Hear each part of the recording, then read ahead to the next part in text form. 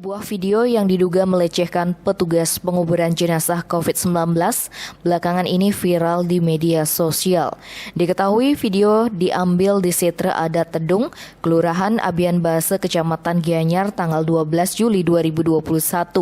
Berdasarkan informasi yang dihimpun di lapangan, dalam video berdurasi 28 detik tersebut, terlihat sekelompok pemuda menggunakan pakaian adat duduk di sebuah balai yang ada di Setre tersebut sembari menyaksikan beberapa orang petugas berpakaian APD sedang melakukan penguburan jenazah COVID-19.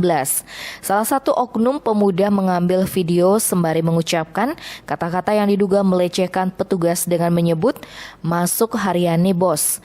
Oleh sebagian netizen, video yang tersebar itu dinilai menghina pekerjaan yang dilakukan para petugas penguburan jenazah COVID-19 tersebut. Masuk hariannya bos.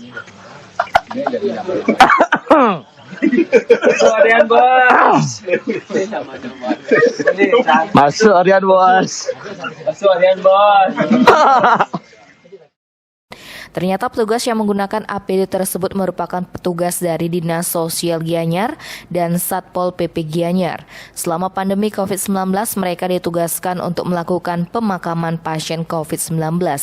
Kapolsek Gianyar, Kompol I Gusti Ngurah Yudhistira, membenarkan video tersebut terjadi di wilayah hukumnya dan kini ditangani Satreskrim Polres Gianyar. Tim Bali Express melaporkan.